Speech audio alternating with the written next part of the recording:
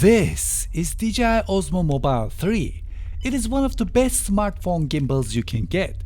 It stabilizes whenever you want, falls away when you don't. So, how can you make that even better? This is DJI OM4. It has removable mount that allows you to snap your phone via magnets. Compared to the previous models, it has stronger motors, improved active tracking, new dynamic zoom, spin shot, and it costs $149. So I guess the question is it any good?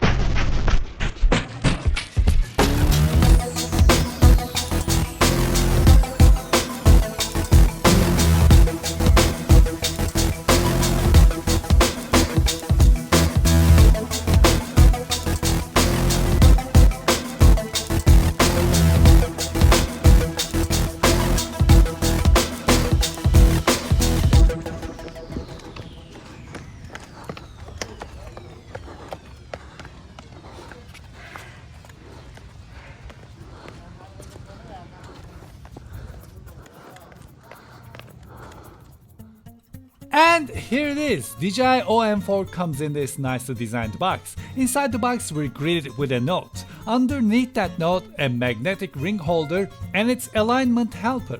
Magnetic ring holder can be attached directly to the backside of your phone, not to a case, to the phone, so your phone is stabilizer ready all the time.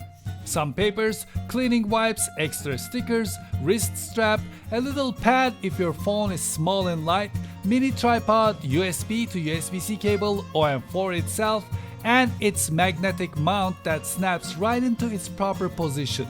The magnet is pretty powerful. Your phone will fly out of the mount before the mount can fly out of the gimbal. Apart from the mount, color, and the rubberized parts, OM4 looks exactly like Osmo Mobile 3. When it comes to design, OM4 is very similar to Osmo Mobile 3. There are just some tweaks and modifications. Now we have this rubberized material in the joystick. Previously we didn't have that. We also have the same thing on the trigger, and the grip is more grippy, so it sits in your hand in a better way and it stays there. This is very comfortable to use. And other than that, of course, now we have the magnetic mount that we can take off and we can keep this on our phone. Once you balance your OM4, you're ready to go. In case you never used a gimbal before, especially an Osmo Mobile before, it is very easy to use. You just mount your phone on top of it, and then it takes care of all the shaky movement that is caused while you're walking or while you're trying to point your phone somewhere. It makes everything smoother and nicer. We have this trigger here. When you hold the trigger down, it locks towards the direction you're aiming your phone. So whatever you do, if you turn this way or this way, it keeps looking in that direction. If you tap the trigger twice, it resets the gimbal. If you tap it 3 times, it switches between the rear cameras and the front camera. Not while you're recording though. Also, we have some modes. Not right now, this is in the follow mode, which means you can just point this to wherever you want and it will slowly point in that direction by itself. You can switch this to tilt locked.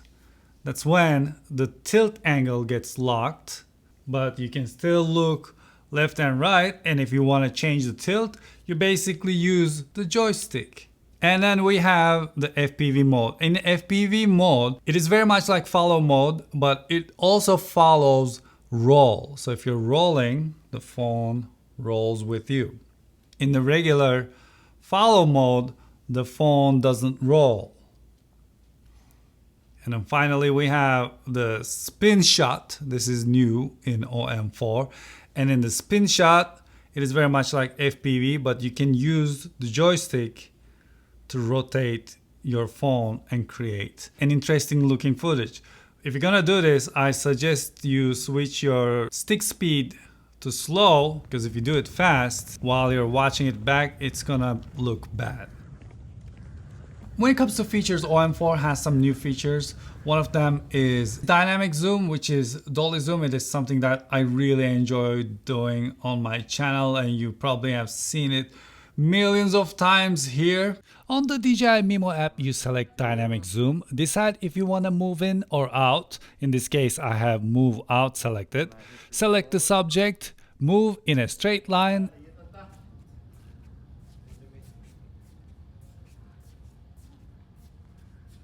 and that's it. And the result is not bad at all. No, this is really good. Okay, this was it. Also, spin mode is a lot of fun, and it lets you create such Inception style shots. The results are impressive even while you're walking or running, like you saw me in the beginning of the video. But there's a catch. It is not 360 degrees, so you have to think about where it's gonna start and where it is gonna end. This is the maximum it can go. There's also another feature called CloneMe. It's for fun. It takes panoramic photos and it waits for you to jump in every frame, so you have a clone of yourself. But of course, that's for fun. Let's talk about tracking. OM4 tracks objects that are a lot smaller compared to the other Osmo mobiles.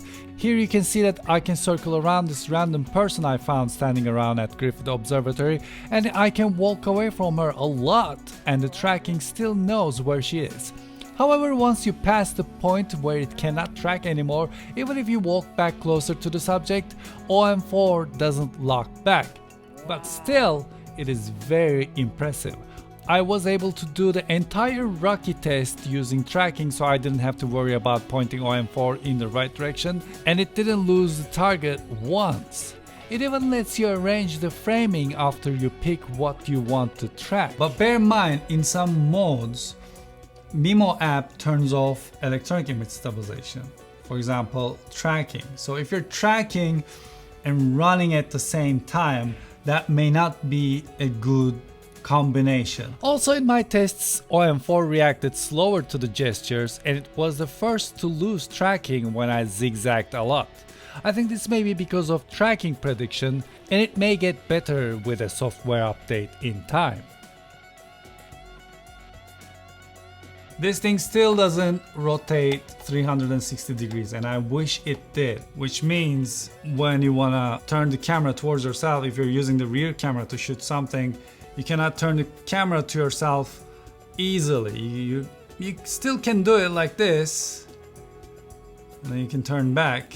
But I wish it had option to turn more than 360 degrees. The second thing I don't like is how much it can look up and down. Now, while this is in your hand and while it is in follow mode, this is not a problem at all. This works out great. But when you set this on a table, and if you want this to track you, and if you come close, and if you're higher than Osmo Mobile, if you're here, you cannot look up that much. So overall, I feel like this is a great improvement over Osmo Mobile 3. I like the color better than Osmo Mobile 3. I like the way it feels in my hand compared to Osmo Mobile 3. I like the fact that I can just take the phone off with its mount, so I don't have to balance every single time that I'm gonna use this. Let's say I'm at a convention center in the year 3000 when we can go outside, and I have to put this on a mount and film something and then put the phone back into my pocket. And during those kind of chaotic scenarios, when you don't have time to balance a gimbal over and over and over again, this is going to be amazing. And since it's not blocking the charging port, I can attach a microphone there. I can actually create a fantastic combination. This is Polar Pro's Light Chaser Pro Kit. I can take my variable ND, mount that.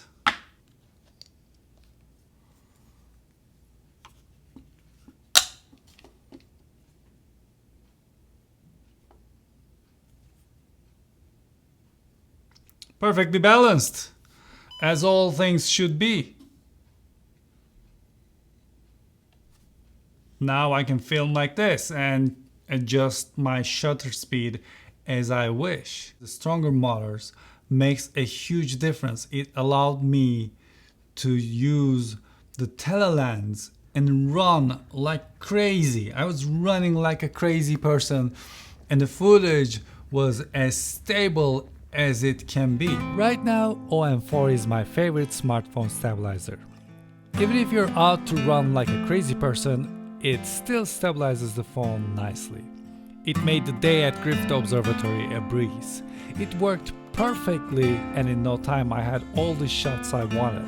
I like that it takes even less space in my bag, and as long as I keep the mount on my phone, I can have this gimbal up and running in no time. In an era where smartphones are pushing the limits of videography, having a gimbal like this in the arsenal will give you better looking footage and a lot more flexibility. And I like that a lot.